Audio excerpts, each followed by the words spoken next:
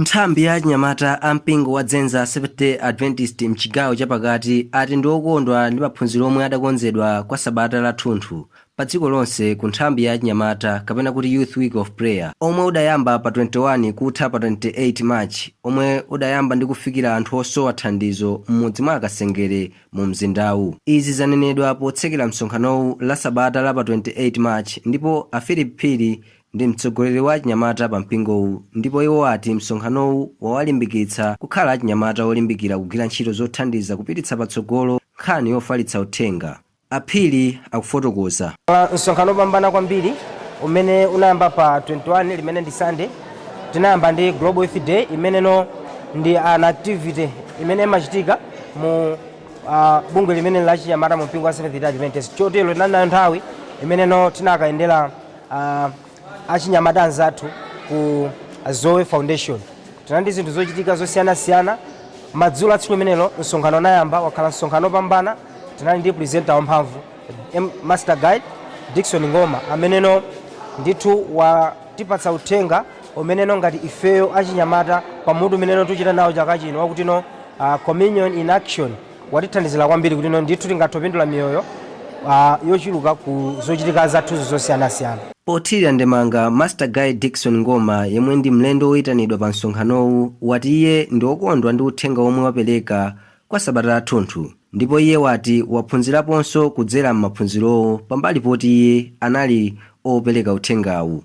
Ine ndi Master Guide Dickson Ngoma yemwe ndi mtsogoleri wa chinyamata wa pa district yemwe amatchedwa District Coordinator wa Lilongwe Northwest District. Takhala ndi msonkhano wamtengo wapatali kwambiri, msonkhano woti ngakhale ineyo Ambuye anandigwiritsa ntchito kuti ndibwere ndizatumikire achinyamata komanso mpingo wa Kuzenza.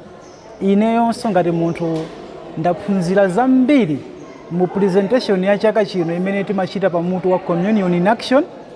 Wakhala maphunziro amtengo wapatali kwambiri komanso more engaging malingana ndi mpingo momwe umabwerera ndi momwe anthu amasatirira ndi maphunziro amene tachita nawo amene ali maphunziro amphamvu, maphunziro amene kwambiri akutiyitanira inuyo ndine kutengapo mbali mukuthandiza anzathu ochuluka, anzathu aku skulu, aku ntchito, komwe timachokera ku banja ndi kwina kulikonse kuti iwowo ngati ali ndi kena kamene akukasowa ifeyo tikhale okonzeka kuwathandiza. Ndipo iye walimbikitsanso achinyamata kukangalika ku zauzimu maka m'masiku ano otsiriza. Tikukhala kumapeto a nthawi. Maka mtawuni munomu anthu timakhala busy kusaka izi ndi izi zofuna kutithandizira kuti moyo wathu uyende.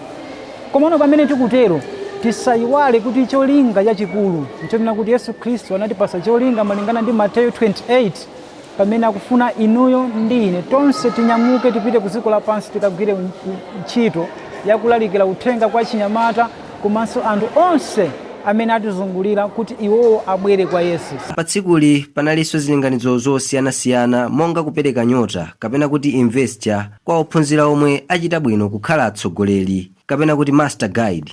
Ndipo a Friday Phiri ndi mmodzi mwa anthu omwe avekedwa nyota kukhala Master Guide, ndipo iwo akufotokoza. Sinanga ndine Friday Phiri, mmodzi mwa candidate amene wapangidwa invest leroli pano pa Dzenza SDA Church. Inetu ndine wosangalala kwambiri kupeza kuti ndapangidwa invest, kutero ndiye kuti ndapasidwa mphamvu yoti ndikathe kuphunzitsa kuma junior youth classes amumpingo wa Seventh-day Adventist Church. Klasi ya Master Guide siopya komanso siovuta.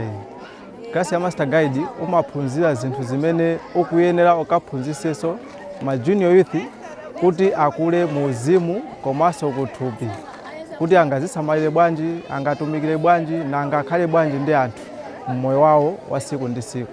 Youth Week of Prayer ndi msonkhano omwe umachitika chaka chilichonse mu mpingo wa Seventh-day Adventist pa dziko lonse. Kuchokera kuno ku Dzenza Seventh-day Adventist Church, malo mwa V&V, ndine Luciano Lion.